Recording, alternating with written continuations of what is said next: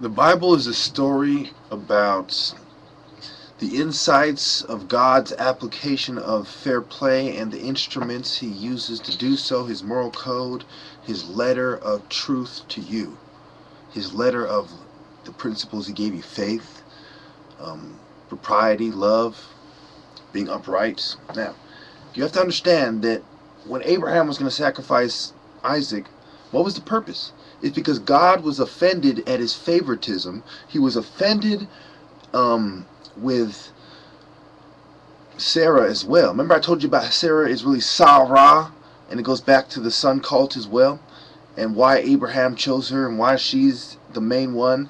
And also I showed you the connection with the priestess of On, of course, in one of my last videos. So what you understand is that these were Semitic people that were mixed from Babylon. I can't say that enough. Okay, if you're going to say, where do the Jews start? They start as a mixed people in an empire that is just like every other empire, taking women, raping women, left and right, bastards being born, you name it, whatever you want to call them.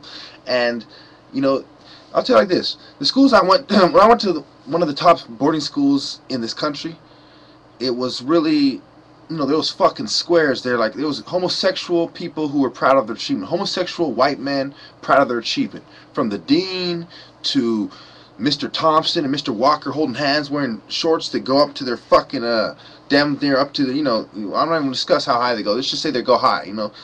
Looking like they're not just ready for a flood. They're ready for the whole world. You know, they're ready for a fucking catastrophic flood, you know, like in Noah's Ark and that.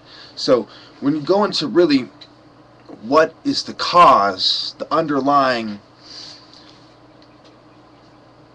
cause of the problem, the source, the root cause, it is the scum, the bootlickers. And every school I went to in California, oh, the most liberal state, oh, we love you state, the we love you state, was nothing but old, white, racist people that were born in, like, what, 1940 or something? No, say 1935. Racist as fuck. Didn't want the blacks to be liberated in the 60s. Bitter as fuck about it still. And you can see in their fucking face, like, Mrs. Sullivan, Mrs. Saw. And then every once in a while there'd be like a regular teacher like Mrs. Johnson, a regular nice white lady, and she's like in the mix of a whole bunch of demons, and it's just like throwing you off. You're just like, do I want to call these people out and ruin it for the few good people? It's like, that is the situation I found myself in my whole life. Do I want to call these scumbags out and ruin it for the few good people they have working for them? And they know that once they know that you're someone like me who has that higher understanding, the higher viewpoint, you're going to figure it out. They're going to try to appeal to your senses by doing that. They're going to hire your people. That's why half the people working at the fucking nut house are Ebos. Because they know the number one person who's most likely to call their bitch ass out is an Ebo, and that is no coincidence. So anytime they want to shut me up, they can say, okay, he's at a protest. Oh, he has a mental disorder. Take him off stage. Oh, he's protesting fucking Occupy Wall Street or Occupy this, Occupy that, protest this, protest that.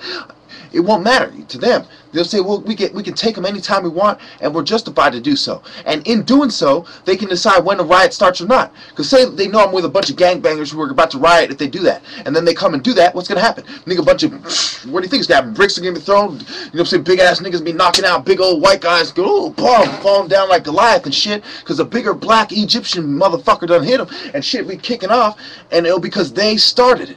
Because they understood the psychology and the mind state of the black men in the urban environment they create. Pope Urban, the crusade against the black man, the crusade to get the Moor out of Europe, the crusade to control the black man in America and to remove him using biological warfare on his very DNA, seeing what he's susceptible to. Every time I ask them any question that has to do with, are they doing something that is going to target black people because they're more susceptible to it? They go, no, we're all part of the same globalist genome, and we all are biased. Everyone hates us equally, and it's all fair. And the only people they're discriminated against are the white guys. Okay, I mean, excuse me. The only people who aren't discriminated against are the white guys. This is their fucking mentality. That's not true, Mr. White Man. The number one enemy of the white elite is the black intellect that gave them the knowledge in the first place, coming back to his roots, or coming back to his rightful place in the Mayat, because God had instilled the order, black man first, then everybody else. And when the white man usurped his power,